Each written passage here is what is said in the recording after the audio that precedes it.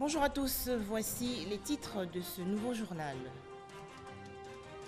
Les sages-femmes célébrées dans le monde entier aujourd'hui, mardi 5 mai 2020. En Côte d'Ivoire, à l'occasion pour le ministre de la Santé et de l'Hygiène publique, le docteur Jenak Awele, de les inviter à davantage de détermination dans leurs tâches quotidiennes afin d'offrir des soins de qualité aux populations.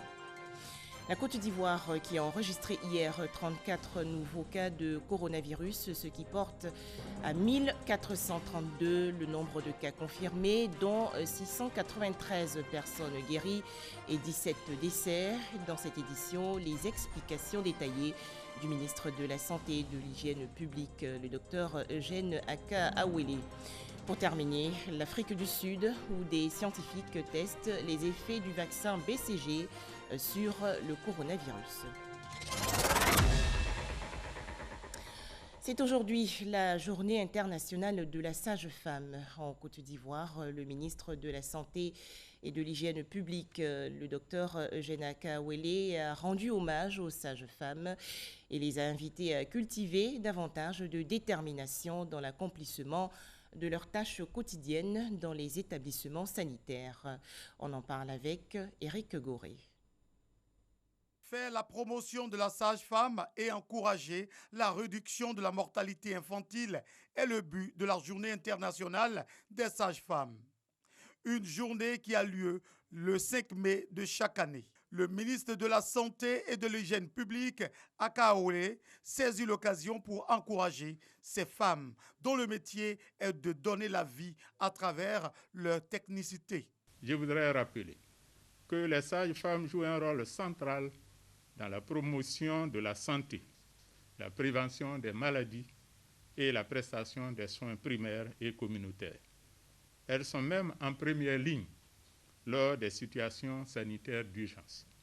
La Journée internationale des sages-femmes, instituée par l'ICM, la Confédération internationale des sages-femmes, rappelle à tous l'importance du rôle de celles-ci dans l'amélioration de la santé maternelle, néonatale et infantile dans le monde entier et dans la réalisation de la couverture maladie universelle. À cet effet, l'ICM déclare qu'une sage-femme bien formée est en mesure de dispenser 87% des interventions essentielles du couple mère-enfant. En raison de la situation particulière que vit notre pays, les sages-femmes ne seront pas célébrées cette année. L'événement prévu dans la région d'Aboisseau ne pourra se tenir. Cependant, chaque personne doit avoir une pensée pour ces dames dévouées et déterminées dans l'accomplissement de leurs tâches. Voilà, soyez donc les bienvenus dans cette édition, une fois encore consacrée au coronavirus.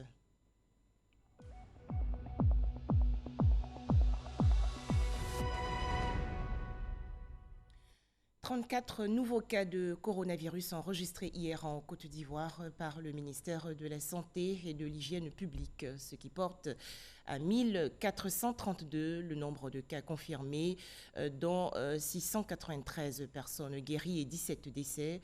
Ces chiffres ont été dévoilés par le ministre de la Santé et de l'Hygiène publique. Les explications détaillées tout de suite du docteur Eugène Aka Awele. Lundi 4 mai 2020, 34 nouveaux cas de Covid-19 sur 482 échantillons prélevés, soit 7% de cas positifs, 40 guéris et 0 décès. À ce jour, la Côte d'Ivoire compte donc 1432 cas confirmés, dont 693 personnes guéries, 17 décès et 722 cas actifs. Le nombre total d'échantillons est de 11 278. Depuis le 21 avril, aucun cas de Covid-19 n'a été notifié à l'intérieur du pays. Tous les nouveaux cas positifs le sont dans le Grand Abidjan. Aussi, j'insiste sur le fait que nous devons continuer à respecter les mesures barrières tant dans le Grand Abidjan qu'à l'intérieur du pays, si nous voulons freiner la propagation du virus et contrôler la pandémie en Côte d'Ivoire. j'exhorte les populations à continuer de fréquenter nos établissements sanitaires, notamment pour la vaccination de nos enfants, pour les consultations prénatales de nos femmes et de nos sœurs et pour tous les autres problèmes de santé, afin de ne pas créer une autre crise sanitaire à la fin de la pandémie du Covid-19. Par ailleurs, devant l'apparition de signes tels que la toux, la fièvre et les difficultés respiratoires, vous êtes priés de contacter en urgence les numéros gratuits suivants, le 101, le 119, le 125 et le 143, ou de vous rendre dans un centre d'accueil et de dépistage. Le ministère de la Santé et de l'Hygiène publique remercie et félicite tous les acteurs de la santé pour leur engagement et leur dévouement dans la lutte contre la pandémie. À présent, les chiffres clés sur le coronavirus dans le monde, ils vont apparaître sur votre petit écran.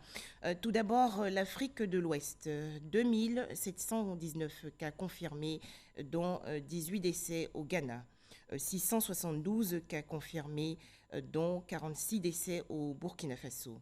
En Guinée-Conakry, 1710 cas confirmés, dont 9 décès. Le Mali, de son côté, enregistre 580 cas confirmés, dont 29 décès. Enfin, au Sénégal, les autorités sanitaires font face à 1329 cas confirmés, dont 11 décès. À noter que le continent africain comptabilise environ 47 305 cas confirmés de coronavirus, dont 1844 décès. Dans le monde entier, on déplore ainsi au moins 3 601 760 cas confirmés de coronavirus, dont environ 251 898 décès.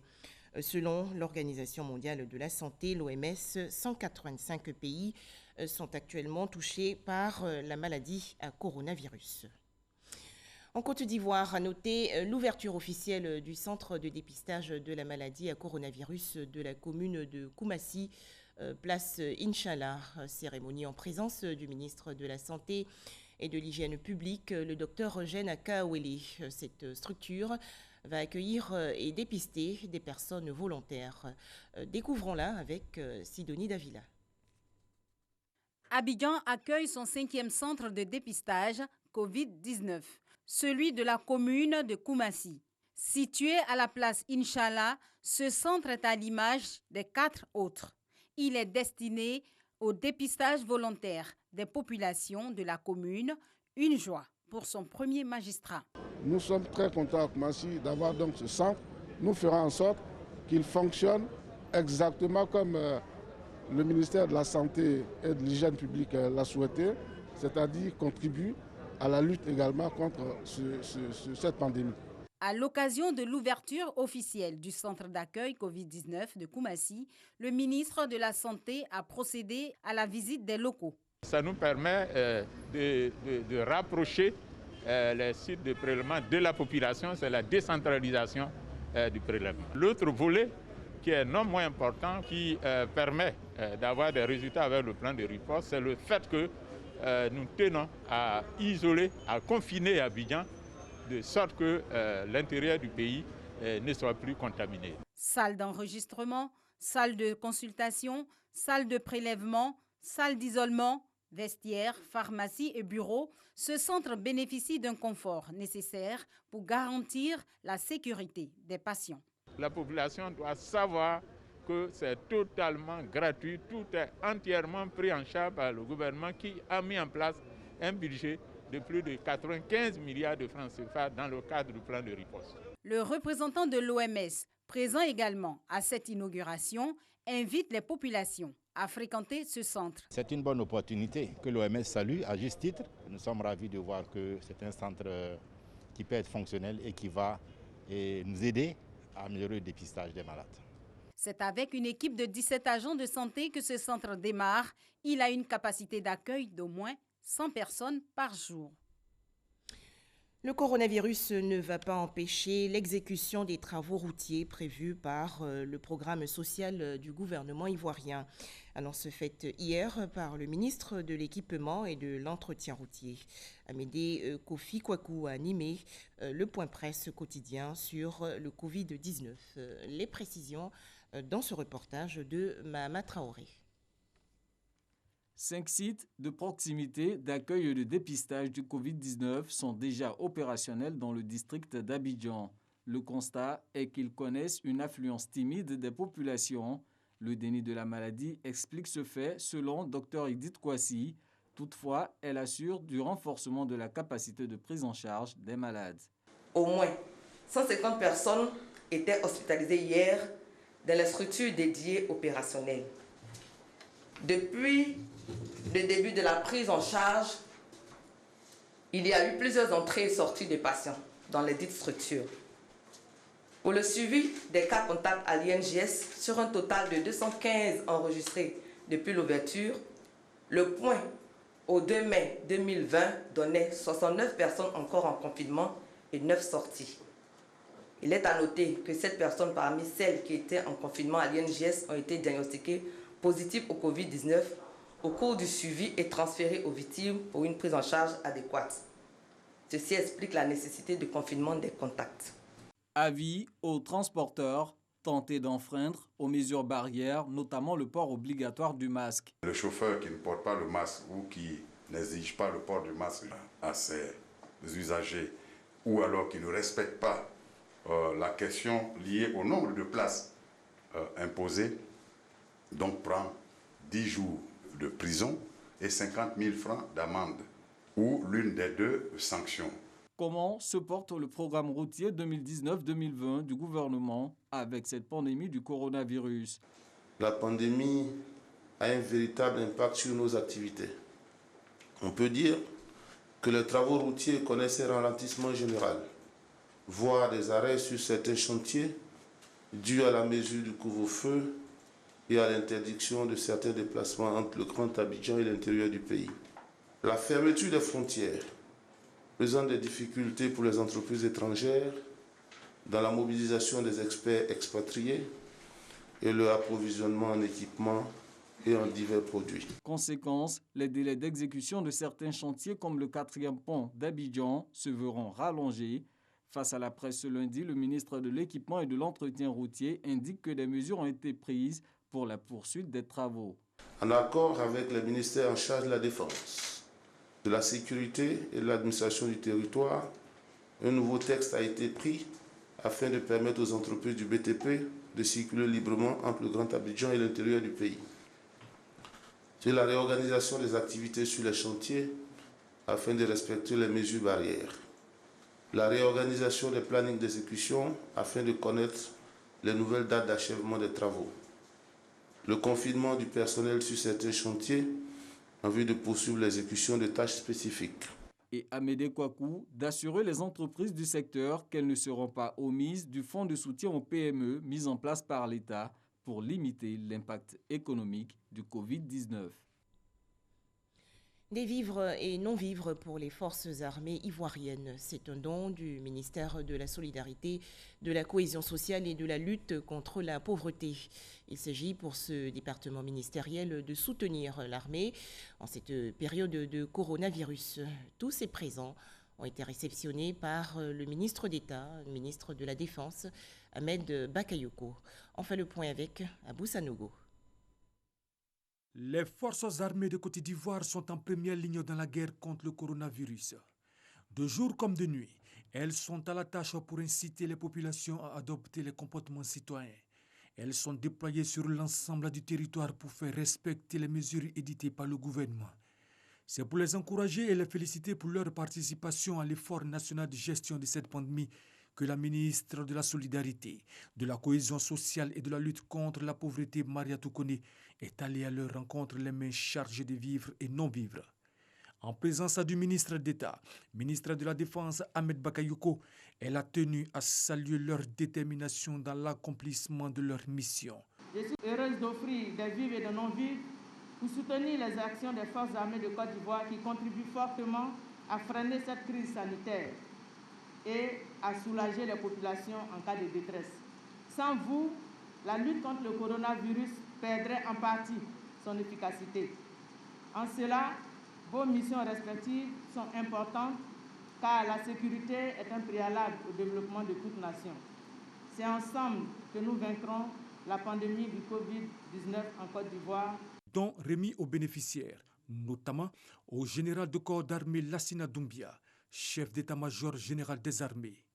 Si notre mission du temps de guerre est de défendre la nation, la soutenir, l'assister est celle du temps de paix. Et dans le cadre de la lutte contre cette pandémie qui menace la vie de nos concitoyens et même les fondements de l'État, quand on s'en tient à ses conséquences économiques, nous ne pouvions pas avoir une autre attitude que celle que nous avons. Nous ne pouvions pas avoir une autre posture. C'est même une obligation pour nous, un devoir.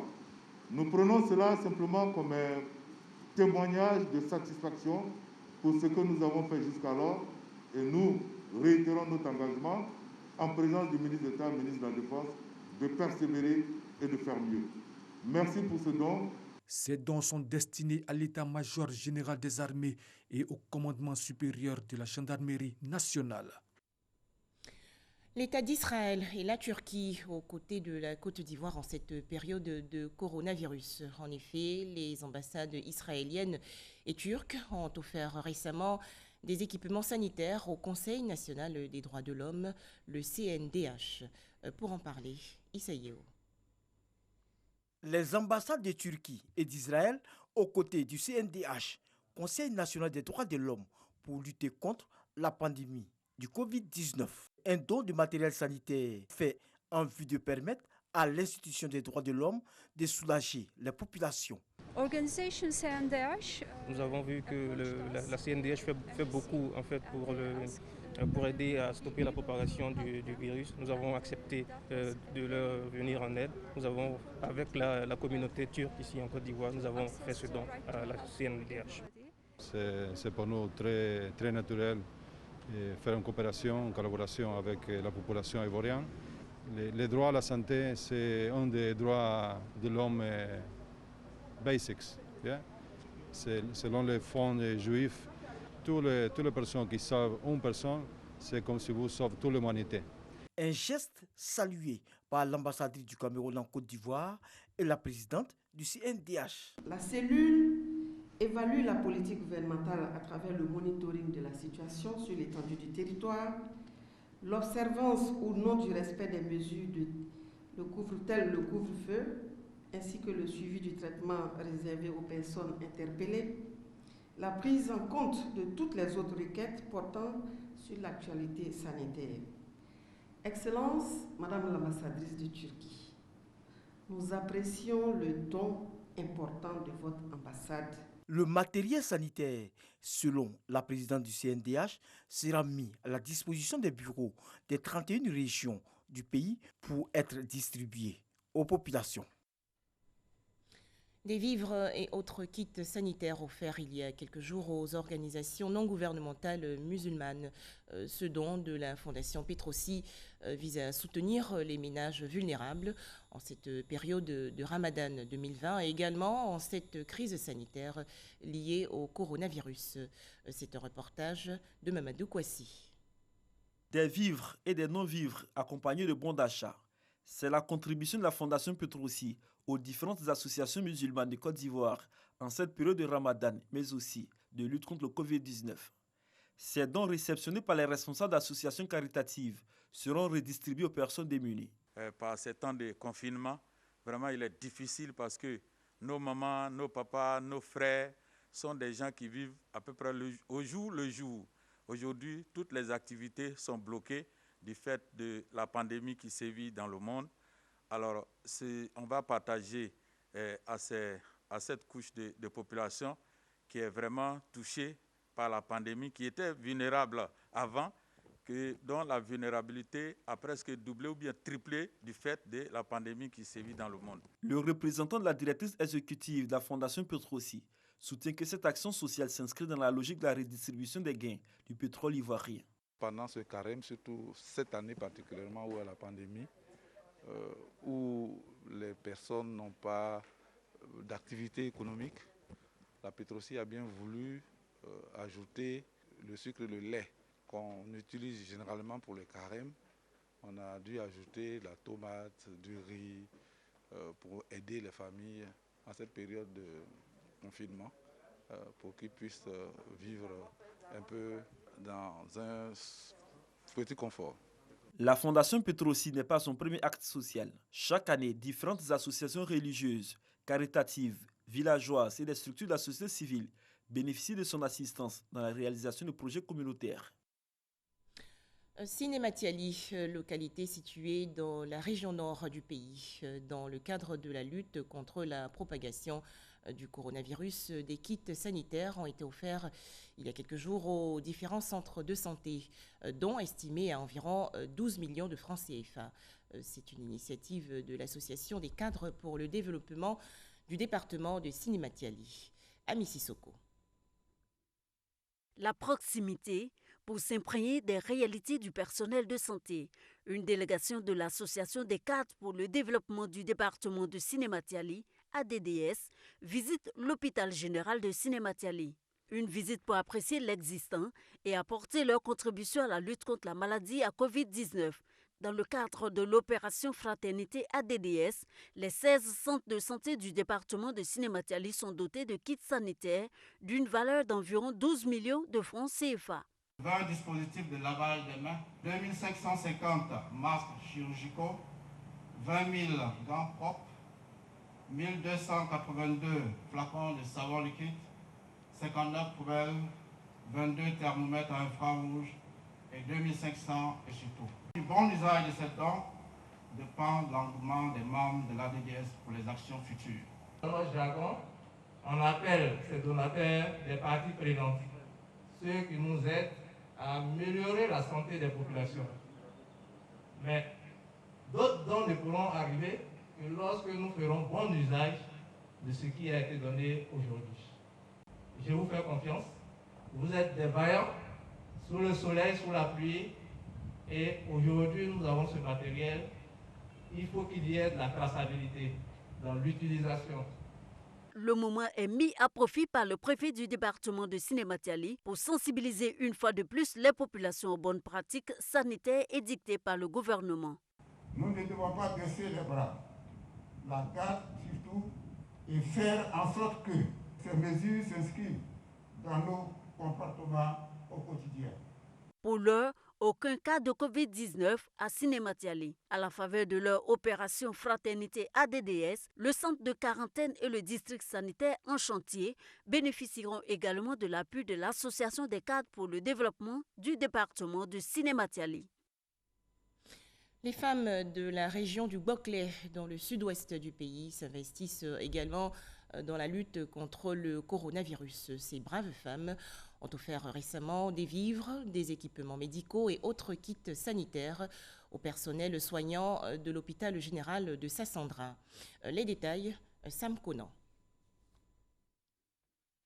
Après le président du conseil régional et le député de la commune, c'est au tour des femmes du Boclé de poser des actes dans la lutte contre la propagation du Covid-19 dans la région. C'est des kits de lavage de mains, du matériel d'assainissement, du gel hydroalcoolique, des gants, de l'alcool, des pulvérisateurs pour la désinfection des sites au niveau de l'hôpital, des bureaux de l'hôpital, des salles d'attente, et puis quelques kits alimentaires.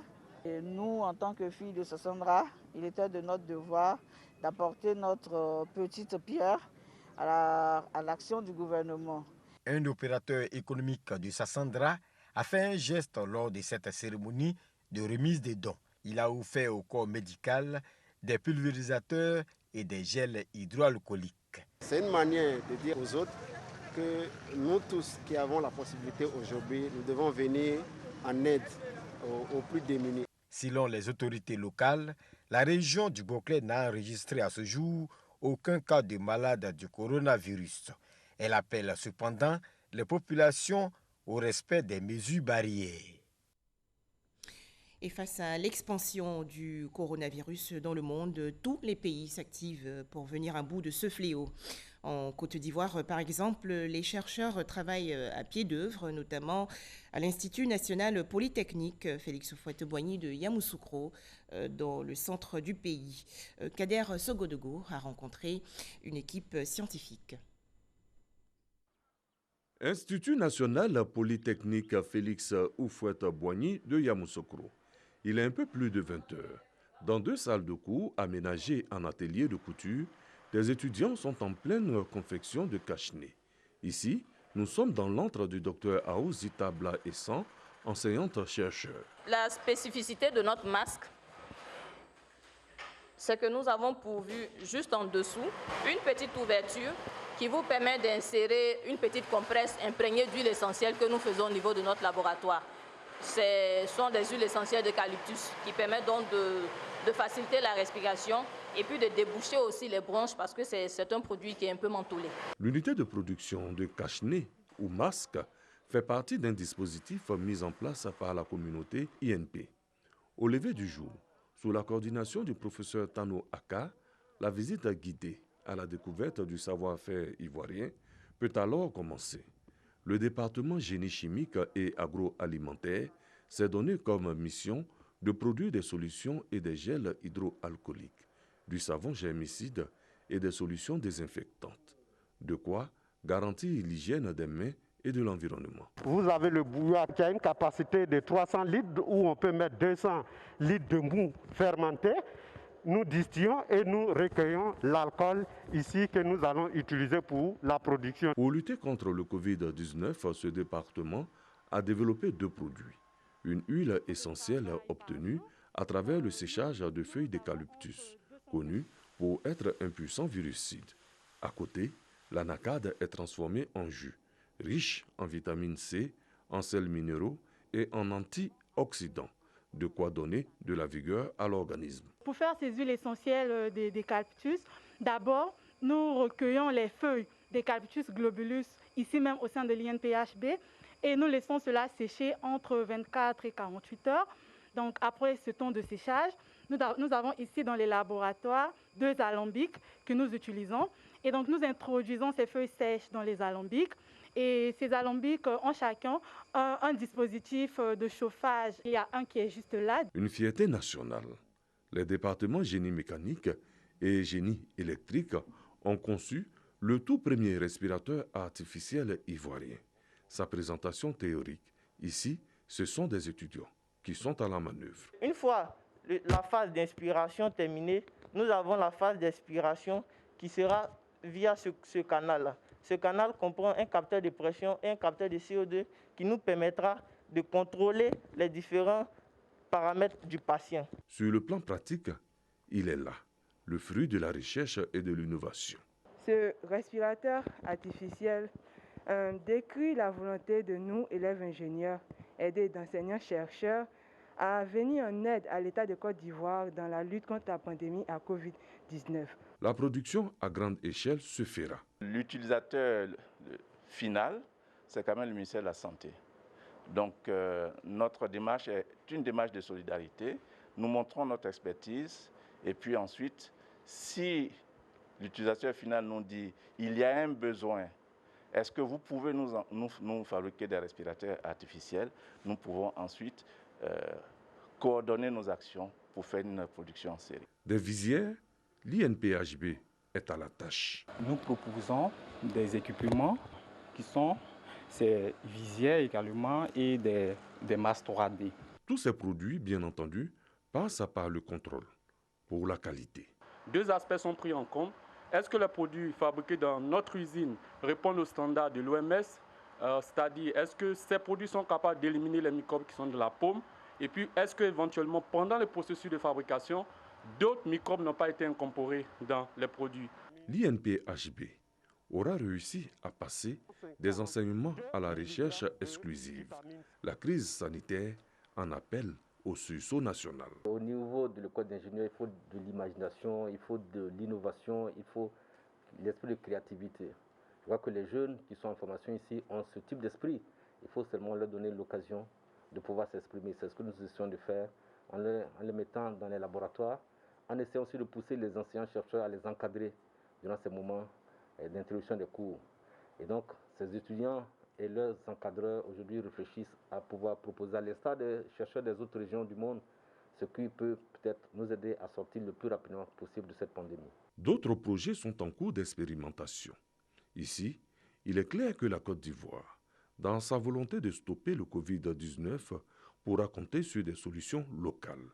L'Institut national polytechnique Félix Houphouët-Boigny de Yamoussoukro, fierté du pays, à travers la qualité des enseignements, met en avant un autre pan de son savoir-faire, la recherche. L'Afrique du Sud également dans la lutte contre le coronavirus. 500 soignants ont commencé hier au Cap, dans la région sud-ouest du pays, à tester les éventuels effets protecteurs contre le coronavirus du BCG, vaccin utilisé depuis plus d'un siècle pour se protéger de la tuberculose. Pour terminer, ce communiqué de la présidence de la République de Côte d'Ivoire, dans le cadre de son contrôle médical périodique à l'hôpital de la Pitié-Salpêtrière à Paris en France, le lundi 4 mai 2020, le Premier ministre Amadou Gon Coulibaly a effectué un examen de coronarographie. À l'issue de cet examen, son médecin traitant a prescrit un suivi médical et une période de repos. Le Premier ministre poursuivra donc son séjour en France pour quelques semaines avant de regagner la Côte d'Ivoire. Fait à Abidjan le 5 mai 2020, signé le ministre secrétaire général de la présidence de la République, Patrick Hachi. Merci de nous avoir suivis.